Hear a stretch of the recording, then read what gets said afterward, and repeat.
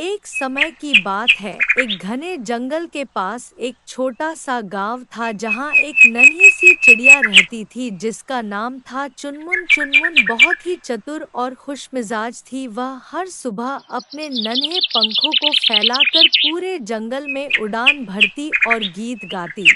एक दिन चुनमुन ने देखा कि जंगल के बीच में एक बड़ा और पुराना पेड़ है जिसके ऊपर एक जादुई घोंसला है। चुनमुन ने सोचा इस घोंसले में क्या है। उसे पता चला कि वह घोंसला बहुत खास है और उसमें एक चमचमाता हुआ अनोखा बीज है। कहते थे कि जो भी उस बीज को पाकर रोपेगा उसकी हर मनोकामना पूरी हो जाएगी। चुनमुन ने ठान लिया कि वह उस बीज को पाएगी, लेकिन वहां पहुंचने के लिए एक बड़ी चुनौती थी। उस पेड़ के पास एक दुष्ट बंदर था जिसका नाम था कल्लू। कल्लू बहुत शरारती था और किसी को भी उस पेड़ के पास नहीं जाने देता था।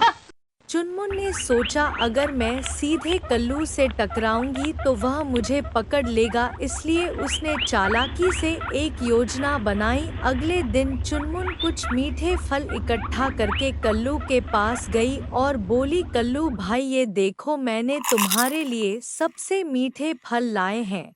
कल्लू को मीठे फल बहुत पसंद थे, इसलिए वह फलों को देखकर खुश हो गया और तुरंत उन्हें खाने में व्यस्त हो गया। जैसे ही कल्लू फलों में लगा, चुनमुन ने झट से पेड़ की ऊंचाई तक उड़ान भरी और उस जादुई घोंसले तक पहुंच गई। वहां उसे वह चमचमाता बीज मिल गया। चुनमुन ने उसे अपनी चोंच में पकड़ा और तुरंत वहां से उड़ गई। अब चुनमुन ने उस बीज को गांव में ले जाकर लगाया। कुछ ही दिनों में उस बीज से एक सुंदर पेड़ उग आया जो हर दिन नए नए फल और फूल देता। गांव के लोग खुश हो गए और चुनमुन को सबने धन्यवाद दिया। चुनमुन की समझदारी और धैर्य से न केवल उसने अपने लिए बल्कि पूरे गांव के लिए खुशियों का खजाना लाया।